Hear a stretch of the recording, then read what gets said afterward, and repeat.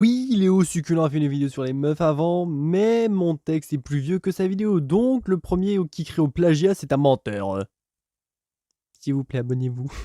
Oui, si vous avez bien vu le titre de la vidéo et la miniature, moi, Nat, le dessinateur, j'ai eu ce que l'on appelle dans le milieu une meuf.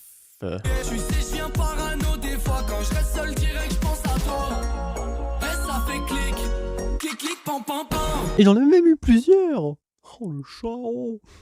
Je ne compte pas les relations en primaire, car bon, on est d'accord qu'à cette époque, on est beaucoup trop cons. Et limite, il y en a qui sortaient avec plusieurs meufs, mais je vais me focaliser sur la période collège-lycée. Et j'ai franchi la red line de la relation best bro forever. Oui, oui, je suis sorti avec la sœur d'un ami. Mais il ne m'en veut pas, enfin, je crois. Elle, c'est Léna, la sœur de Fred. Pour la faire simple, voilà comment ces gens la voyaient. Son frère. Ouais, elle est superbe. Mes amis. Elle est pas dégueu, ça va. Les gens qui traînaient avec moi au lycée. Elle est bonne, comment elle peut sortir avec toi? Mes cousins. Oh l'avion de chasse! Ouais, comment dire que j'ai eu très hâte de piloter cet avion de chasse. La vérité, j'aime trop les face, miam, miam. Et l'heure, ça n'est jamais arrivé. Le truc, c'est que quand tu es en couple, tu dis toujours « Ouais, ça va être 50-50 entre la meuf et les potes. » Sauf que c'est statistiquement impossible. Si on prend en compte le nombre de personnes, le temps que tu les connais, les potes qui multiplient par 10 le montant total du temps que tu dois passer avec eux par semaine, cela revient à 90 R, 10% E. Bon, perso, je dis 50-50 parfait, mais ça ne marchait pas car je suis tombé quasi que sur des meufs chiants. Alors vraiment, j'ai essayé quelque chose de plus exotique, mais c'était pas mon délire. Après avoir eu plusieurs défaites dignes des Vegas Eternal sur Overwatch, putain, je les hais ceux-là, il y a eu les friendzone qui m'ont servi d'entraînement afin de me dire ça passe, j'ai le time.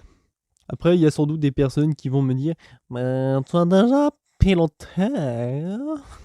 Les mecs, j'ai eu les hormones qui ont taffé, donc oui, j'ai déjà piloté, et pas qu'une fois. J'avais mon avion de chasse personnel. Notre première fois, c'était chez elle quand ses parents étaient partis au resto. Et elle m'avait invité chez elle pour qu'on se mate un petit anime au calme.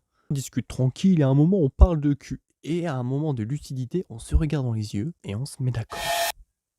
On part faire nos bas et après je rentre chez WAM, je me pose dans mon lit, je réfléchis à ce qui venait de se passer. Bon après, je vais pas vous cacher que on l'a fait à plusieurs endroits, tous plus improbables les uns que les autres.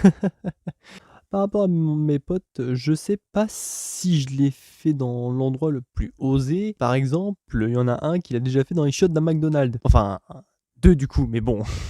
Je vais pas balancer mon anecdote la plus...